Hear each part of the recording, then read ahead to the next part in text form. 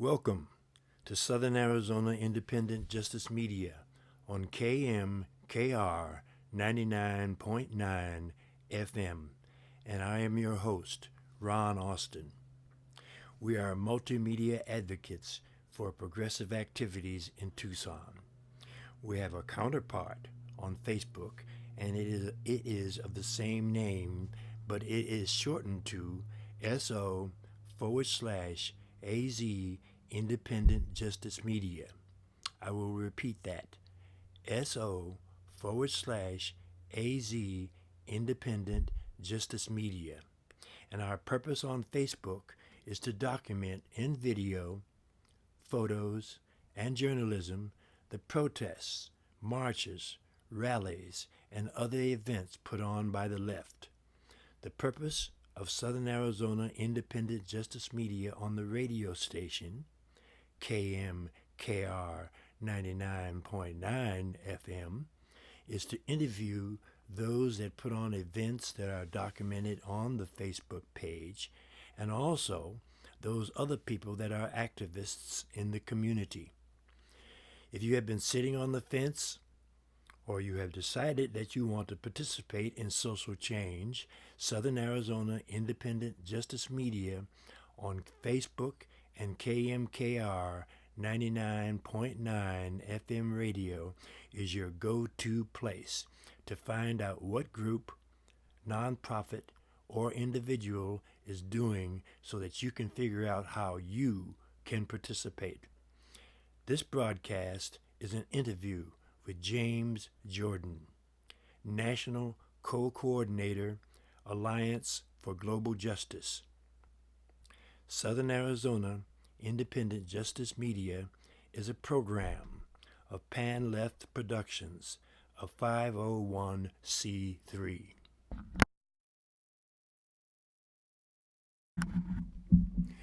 So James, tell me, what is your subject? Well, at the Alliance for Global Justice, a lot of my work has to do with Colombia. I'd say that's probably takes more time than anything else. I work with in labor work, labor solidarity, international labor solidarity, and have some other duties too. Our Eco Solidarity Project. These are things that I work on, and also help out with our project about prison imperialism, how the United States is spreading the mass incarceration model around the world. But in each and every one of those separate areas, in some way, in regards to them, I'm focused on Colombia. Okay. The beginning of the prison imperialism project, or of the United States, the beginning of it spreading that model began in Colombia in 2000. The labor solidarity work, we work really closely with FENSUAGRO, the union of, or Federation of Farmers and Farm Workers Unions, and they're possibly the most persecuted union in the world.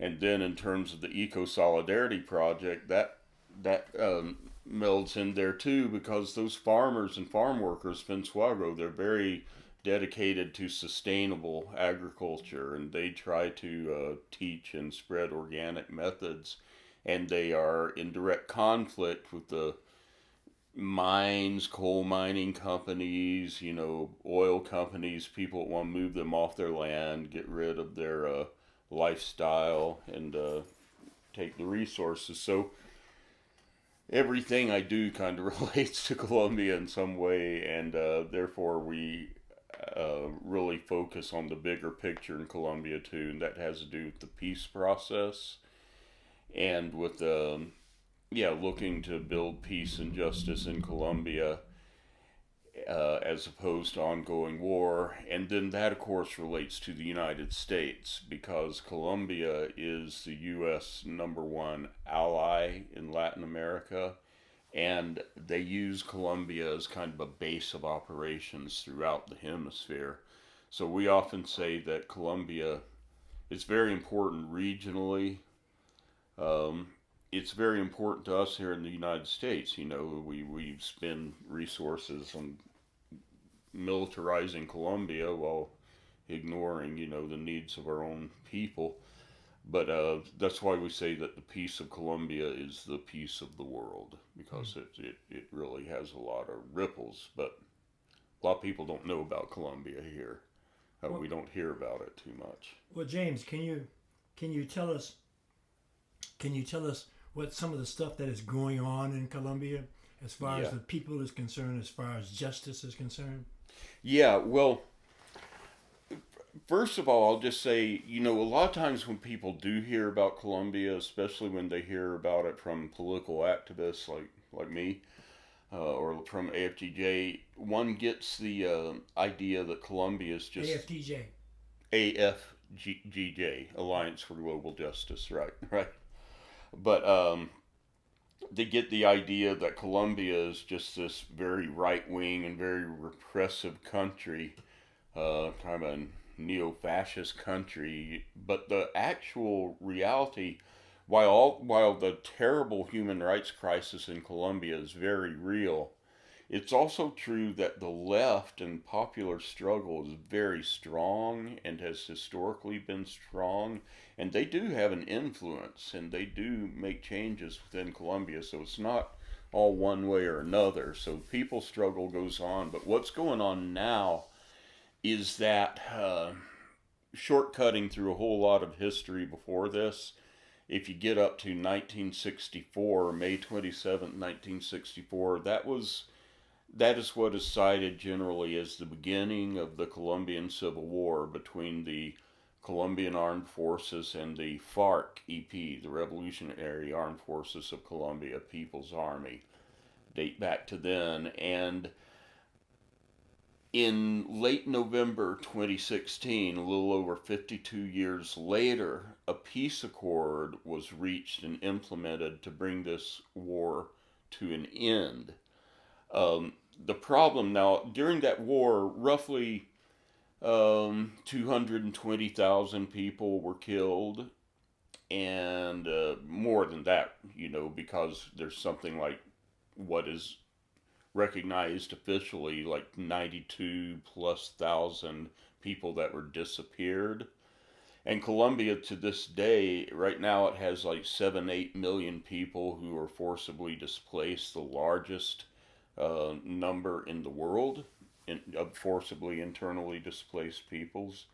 And I think there's like another 5 million Colombians living like in Venezuela or Ecuador or other countries around there because of the conflict. So things were really hopeful when this peace accord was implemented. However, since that time, important components have not been implemented, including the eradication of coca plants with voluntary or with substitution of different kinds of crops, and rural infrastructure and development so that they could get crops to market, and land reform and securing titles for peasant farmers. That the government has pretty much not acted on that, or rarely acted on its commitments to that. So a lot of important commitments to the peace accord have not been implemented, even though they should have. And enemies of the peace, mainly members of the Colombian Armed Forces and paramilitary death squads, have been killing human rights defenders, social movement activists, and ex-guerrillas who are participating in the peace project or peace accord, union leaders, indigenous and Afro-Colombian community leaders. They've been killing them at the rate of one victim every 30 hours.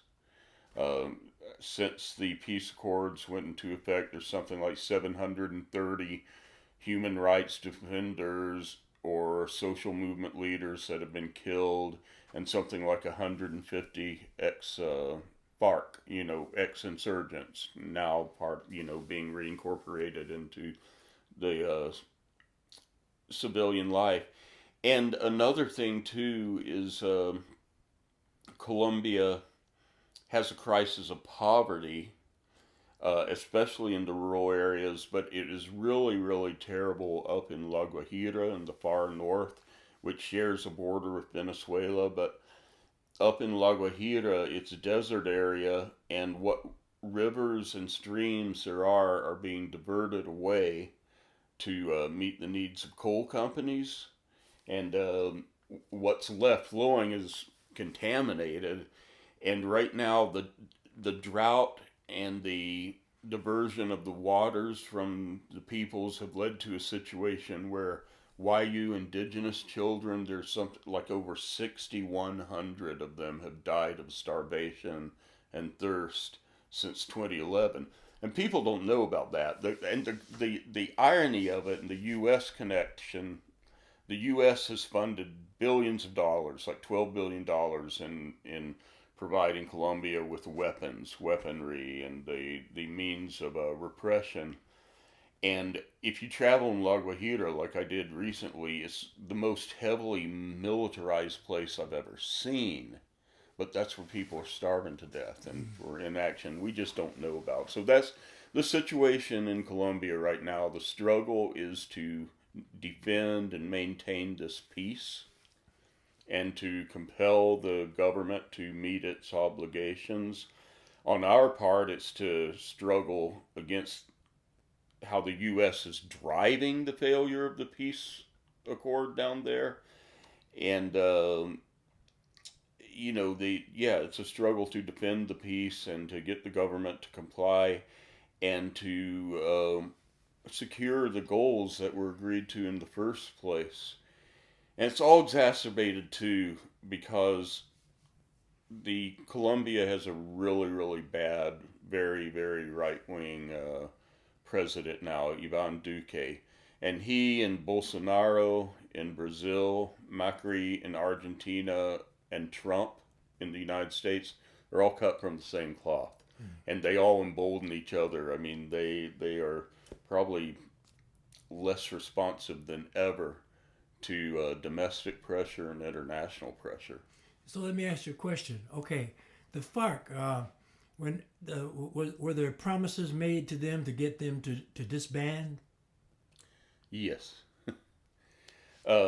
Yeah, there were definitely promises. I mean, the peace agreement was a good agreement. Mm-hmm. It is a good agreement, but even according to UN sources, the government has only kept about, I forget exactly, 25% to a third of its commitment so far, and they are not protecting people.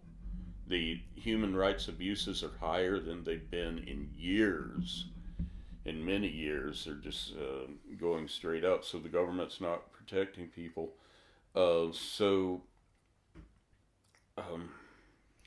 has all the so since things seems to have not changed or even got worse, maybe I don't know.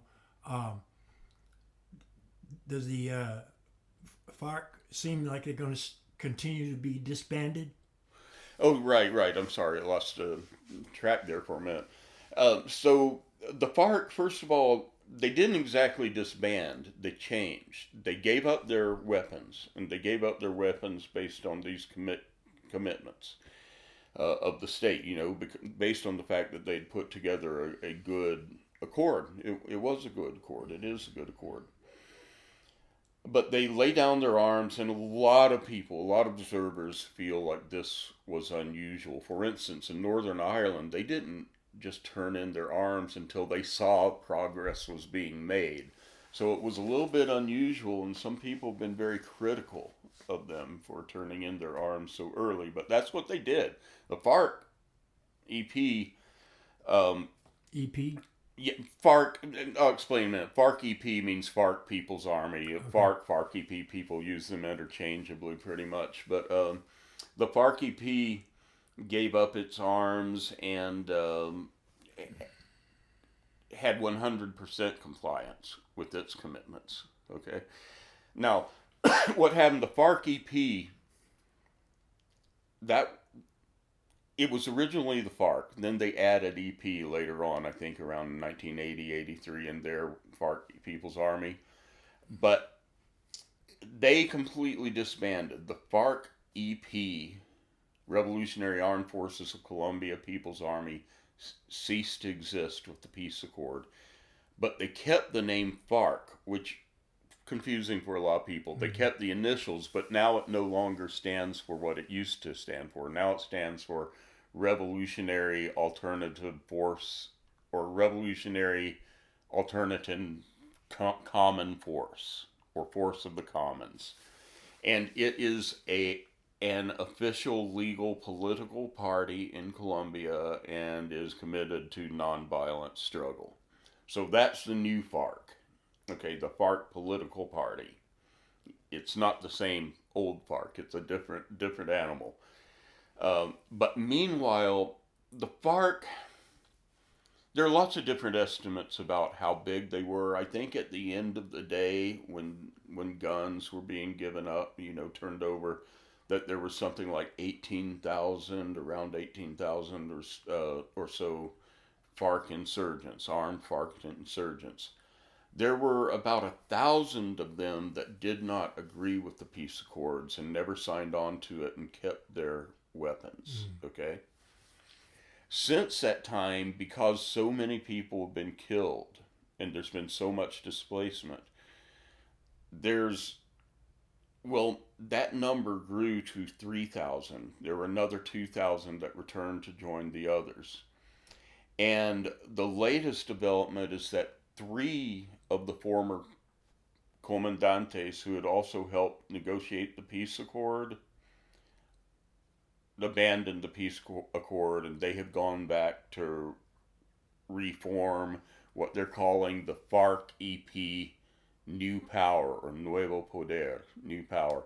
So when we talk about the modern FARC-EP, the new armed FARC, we always call them New Power, or FARC-EP New Power, because they're different. Therefore, you got a political FARC and you got a military FARC. Yeah, but they are not. They don't get along anymore. The people in the political party are very angry that the one group is rearmed, and the ones that have rearmed feel like they're being betrayed at every turn, that they have to rearm.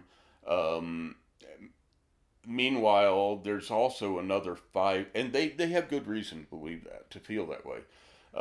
There's also another 5,000 members of the National Liberation Army, or ELN, and they are all talking about working together. So we're talking about, a guerrilla force of like 8,000 in Colombia today. So is there any concept that it might have been some sort of infiltration that may have created the strife between the two groups?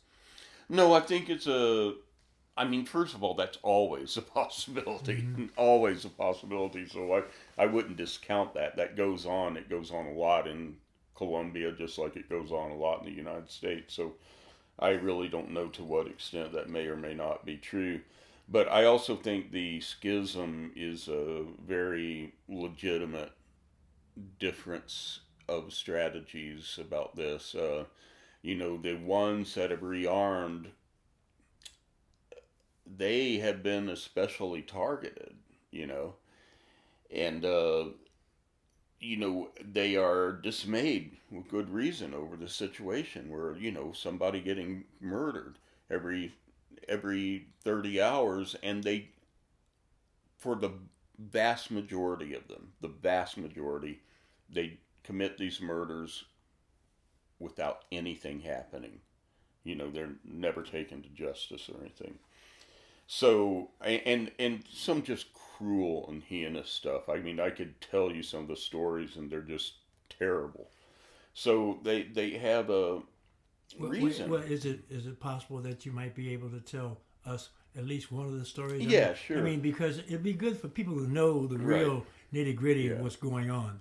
But I am going to say, just before I do that, the thing is, even with all the fragility and all the failures of the peace accord, most of the former FARC members have, or either are being, or have been reincorporated into civil life, and they are living, as common citizens now on some level. So it has nevertheless, there are thousands of former insurgents who are still committed to the peace accord. Most of the former insurgents are still committed to the peace accord and still upholding it and still believing that the new way for now is the political struggle.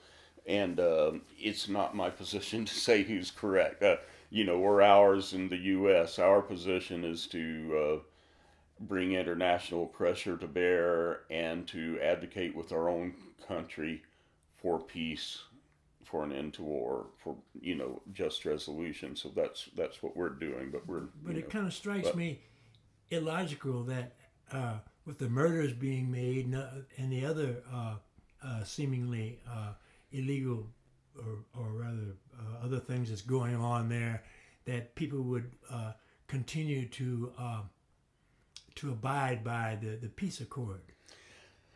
Yeah, well, you wanted some stories, and I can, there's there are really many. I mean, there's Samuel David. I'm not remembering Samuel David. I'm not remembering his last name or his parents' names, but we have been we've been able to go around to some of the camps where former insurgents are being reincorporated and transitioned into civil life. And a couple of the camps we've visited and the places we've gone to have been really hard hit. And Samuel David was a baby. And in this case, he was out, and we had met everybody in this camp. It was a small place, and we went there and were there for a couple of days of meetings, just testimonies, not only from former insurgents, but people around there. We actually met with a former paramilitary person that was part of a commission, the government, paramilitaries, military, and FARC, coming together trying to, make sure that the peace stuck, to monitor things. And so we met with people from all different sides at this place, hearing about, their takes. Indigenous people, local farmers came in for a couple of days and definitely met the people and ate with the people in the community. So one of the couples was away from the place in a nearby town, and paramilitaries come up, and shoot them just from their motorcycle. This happens again and again. This is very typical, that they come up, hooded men on motorcycles, shoot their targets, and then take off. And that's what happened in this case, and both the parents were wounded, but the baby was killed that was in their arms. And they say that, talk about how that baby was a baby born for the peace, because it gave up its life, for its parents in that sense, and it was targeted because they were part of the peace accords, part of the former guerrillas, and the thing is, this wasn't just an accident, though. I mean, it may be at that particular time. I mean, they were going for the parents, not the baby, but they didn't care about the baby. But I'm telling you that it's heinous, the things that happened. There's another situation. Last name is Diaz. I'm forgetting the first name right now, but a former insurgent. To tell you the truth, the details are just really too awful for me to go into. Okay. I think, right. but I'll just say, but we're getting the point, though. Yes. Yeah, right. This guy was he was stopped at a military, and this is not paramilitaries. This is the official military, and they got some of these people on video, them trying to hide what they had done. But this guy basically was stopped and tortured for hours, and then thankfully killed. At some point, the torture is just so bad I can't go into it. But the community came looking for him and found the military in the process of trying to bury him and hide him away. And these are situations. It's also like the places Raquel Moguillon, my partner, and works with you in Pan Left. She and I have gotten really close to people in northern Cauca, communities there. Um, it we've known these communities where people have been killed, and the circumstances under which they've been killed. People coming by and throwing grenades into a gathering of the indigenous guard, which is a unarmed guard, security guard, killing something like 8 of them right off the bat. And it's just, the thing is, these are everyday occurrences right now. So, so what? So, is there some sort of international backlash to the government of? Yeah, there is. By the way, I wanted to throw in there, something like over 40% of the victims are Afro-Colombian and indigenous. So there's a racism plays a real key part in this too. But an international backlash, yeah, there people all over Colombia and internationally. There have been some large days of actions that have happened, especially in Colombia. Calling for an end to the killings, calling for justice, the killers to be brought to justice, calling for the peace accords to be honored.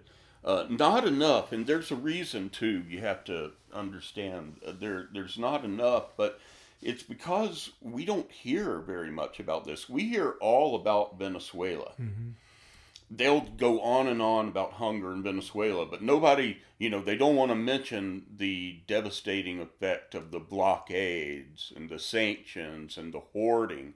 And they don't want to mention, listen, we also are part of a coalition with a peasant group, a campesino farmers group in Colombia or in Venezuela. They just had like 6 of their members were killed in an attack by Colombian paramilitaries active in Venezuela. So we hear about problems in Venezuela. We don't hear about these things that contribute to it, but we hear about those problems because the U.S. wants to justify going in and taking over their oil. On the other hand, we do not generally up here hear about a human rights defender being killed every 30 hours in Colombia. We don't hear about 600 to 700 indigenous children dying of starvation every year in La Guajira in the north of Colombia. And we don't hear about that because Colombia is an outpost of our empire. It's an outpost of big corporations making profits. And if we hear about them, about these problems, that blows the cover off the problems they're creating, and it exposes the hypocrisy of calling for intervention in Venezuela but ignoring Colombia. And we don't hear, if we heard about what was going on in Guajira with these children dying of starvation, the culprits would be the coal mines, including coal mines, based in the U.S. It doesn't.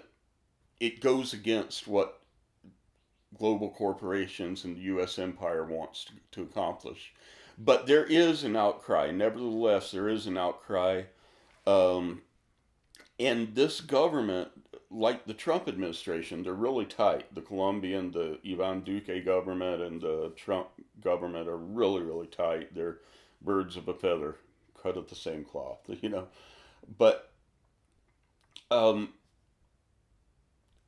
they really don't care about what we have to say, which is why we have to speak out even more loudly, and we have to go, hit them where it hurts as much as we can. And the Alliance for Global Justice has been working with some other groups in Canada and Mexico and around the world. We have formed a new coalition for peace in Colombia that is a coalition of organizations in the U.S., Canada, and Mexico. And we're also part of an international coalition called the People's Human Rights Observatory. And through those coalitions, one thing we developed is what we call the People's Travel Advisory on Colombia, because Colombia has spent millions of dollars trying to change its reputation from being a dangerous place to being a tourist destination. And they have tried hard to change that image and to grow an image of being a good place to go around the world. And they've won awards. I mean, last year, between 4 and 5 million international tourists went to Colombia. It's really working for them. But we also see that's an area of vulnerability and sensitivity, because that's one area where they do care what we think is as international tourists.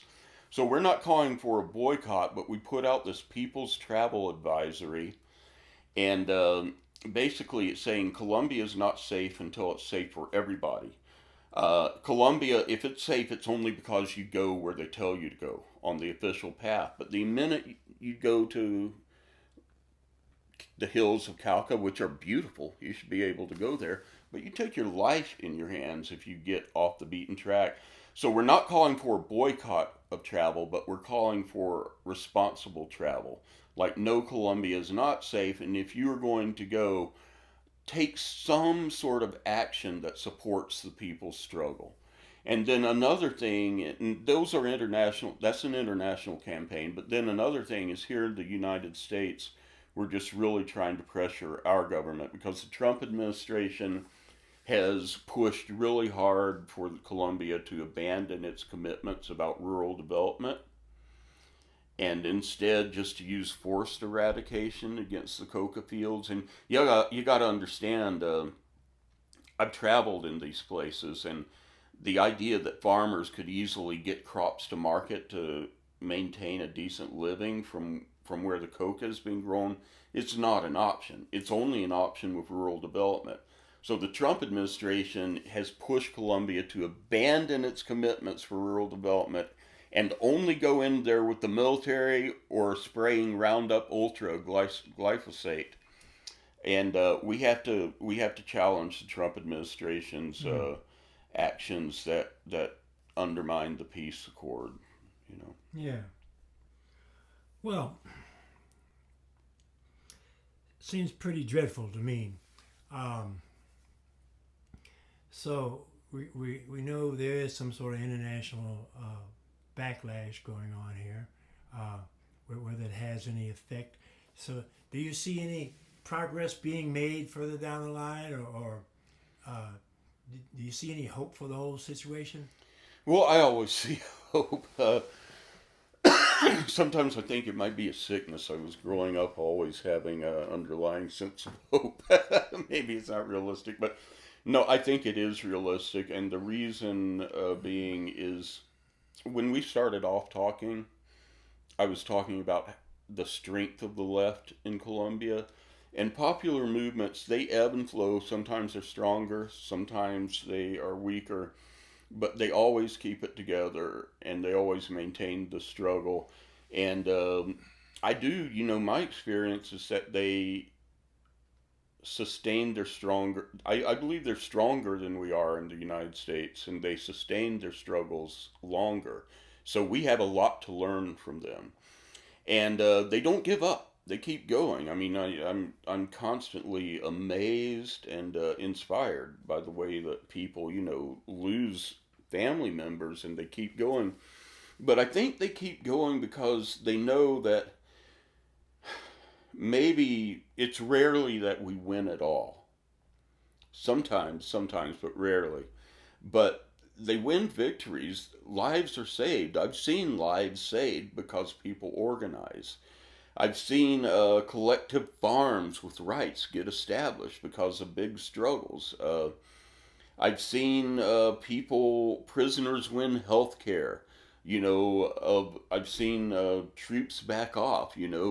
I've seen commitments get won. I mean, it's fighting tooth and nail. But you don't get any of those victories by giving up the struggle or giving up hope. I mean, are we going to win it all?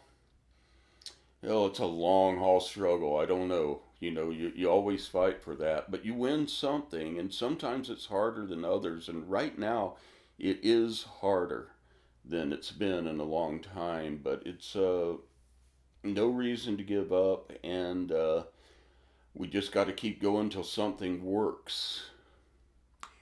Well, James Jordan, I want to thank you for being on the Southern Arizona Independent Justice Media Show. Well, thank you. I enjoyed it. Appreciate the opportunity.